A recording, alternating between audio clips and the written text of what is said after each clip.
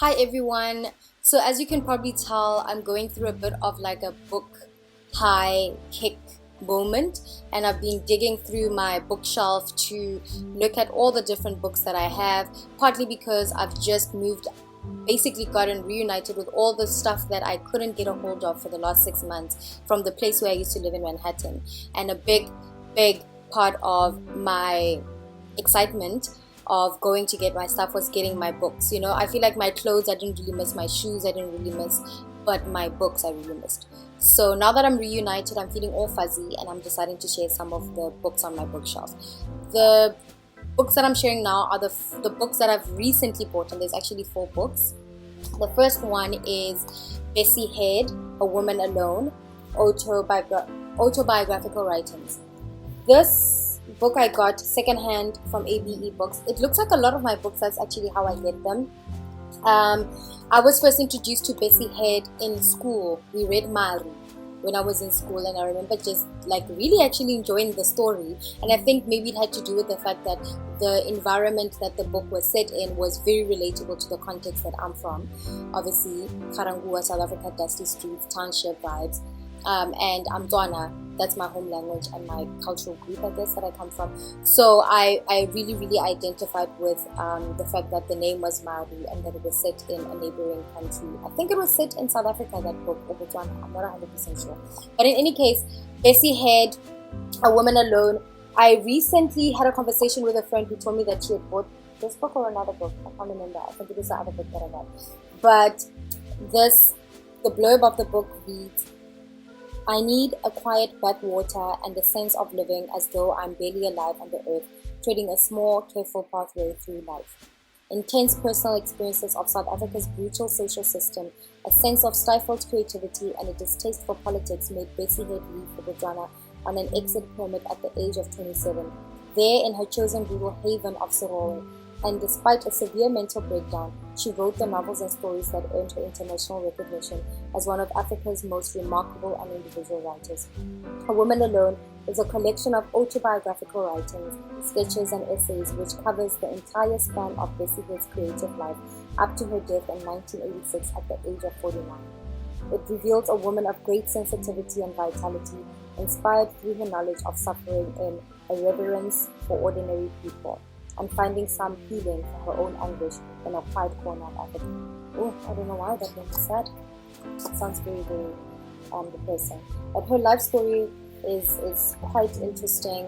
I think she was born from mixed, a white mom and a black dad. I think the mom had mental health, a mental health crisis at some point, and she was taken away, and then she was in foster care for about 13 years. And so I can imagine that there's a range of things that happen when you're living that kind of situation, and she also had her own mental health issues of her own. So I'm really excited to see what she has to say. And this book is how many pages? 107 pages, including a bibliography. Right. Another one by Bessie Head, because I was on a kick and I was just feeling like, yo, this woman, I need to read more to her. And the blurb reads, your mother was insane. If you're not careful, you'll get insane just like your mother. Your mother was a white woman. They had to lock her up as she was having a child by the stable boy who was a native. It's never clear to Elizabeth whether the mission school principal's cruel revelation of her origins is at the bottom of her mental breakdown. She has left South Africa with her son and is living in the village of Mutabeng, the place of sand in Botswana, where there are no streetlights at night. In the darkness of this country, where people turn and look at her with vague curiosity as an outsider, she establishes an entirely abnormal relationship with 2 men, a mind-bending book which takes the reader in and out of sanity.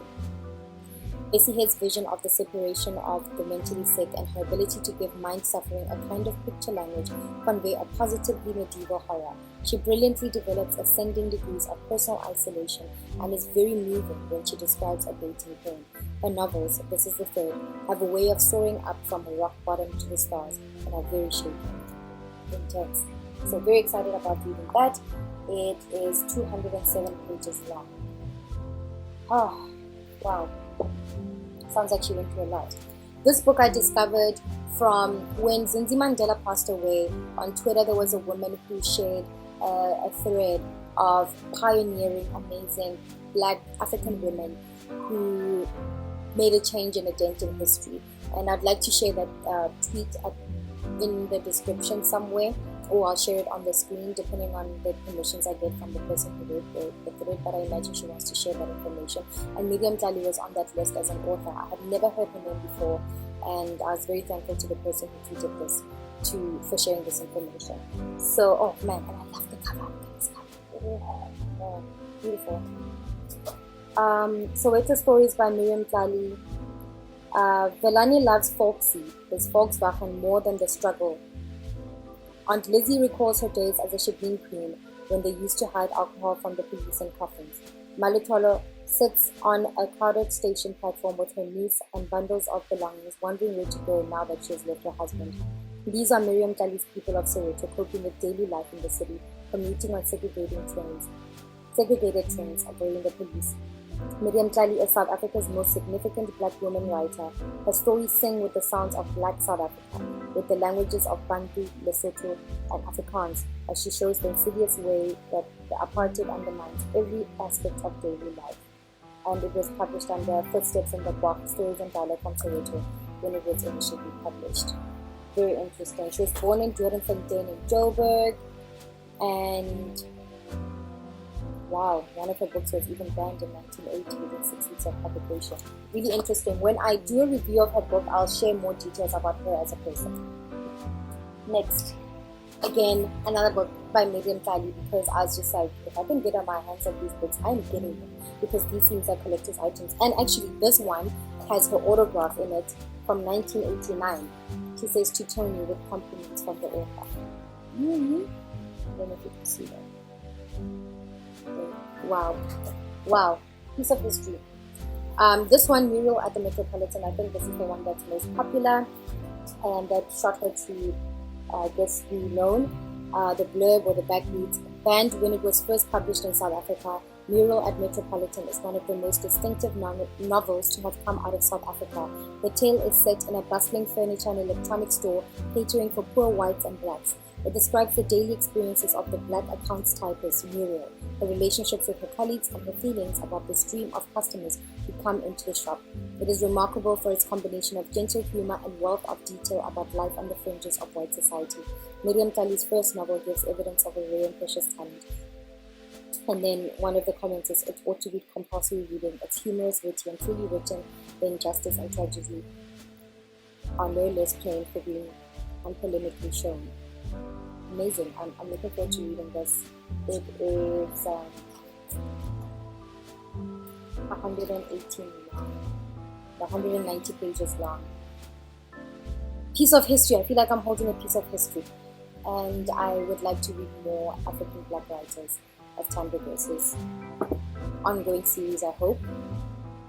And I'm off. That's all I wanted to share. Thank you. Bye. Please subscribe, obviously, and like if this resonates with you. Alright, bye.